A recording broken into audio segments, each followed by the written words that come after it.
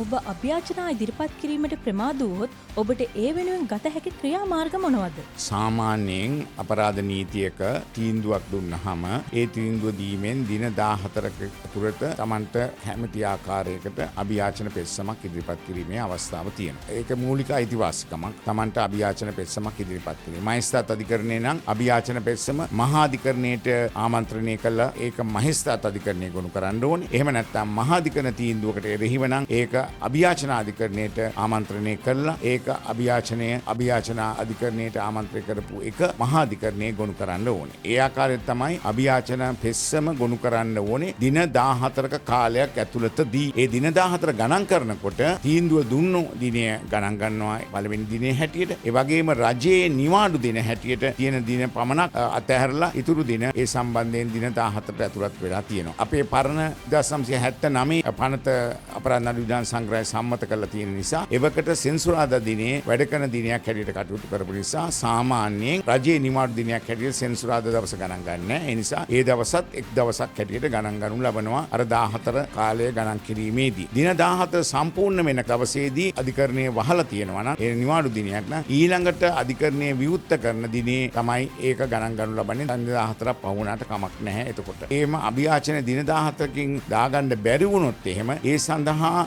තමන්ගේ පහසුතාවය පැහැදිලි කරමින් යම් කිසි පුද්ගලයෙකුට පුළුවන් ඒ සම්බන්ධයෙන් ප්‍රතිශෝධන ඉල්ලීමක් ඉදිරිපත් කරන්න. දින 14 පහුවෙලා තිබුණා වුණත් අධිකරණයේ සිතනවා නම් මොහුට මේ සම්බන්ධයෙන් සහනයක් දෙන්න තරම් ප්‍රබල නඩුවක් විත්තිය විසින් ඉදිරිපත් කරලා තියෙනවා අභියාචනයේ විසින් සලකා බැලිය යුතුයි කියලා. එතකොට දින 14 පහ වුණා වුණත් ඒක ප්‍රතිශෝධන ඉල්ලීමක්සේ සලකලා ඔහුට සහනයක් ලබා දෙන්න පුළුවන්. ඒ ගැන කිසිදු ප්‍රශ්නයක් නැහැ. ප්‍රතිශෝධන ඉල්ලීමක් හැටියටත් ඔහුට ඉල්ලීමක් කරන්න පුළුවන්. මට මේ දින 14 ඇතුළත මේක දාන්න බැරි වුණේ මේ හේතුව නිසාය. ඒ හේතුව පිළිගත හැකි හේතුවක් නම් අධිකරණයට පුළුවන් ඒ ප්‍රතිශෝධන ඉල්ලීමක්සේ සලකලා ඔහුට සහනය සලසා දෙන්න. එහෙනම් දින 14 අනිවාර්යයි. හැබැයි දින 14 කරන්න බැරි වුණා පළියටම ඔහුට ප්‍රබල නඩුවක් තිබෙනවා නම් යුක්තිය පසඳනීම පිණිස අසාධාරණයක් පහළ අධිකරණයෙන් සිදු වෙලා තියෙනවා නම් අනිවාර්යයෙන්ම ඒක දින 14 පහුණු පළියට ඔහුට සහන ලැබෙන්නේ නැත්තේ නෑ. ඒ සහන ලබා ගන්න හැකියාව තියෙනවා.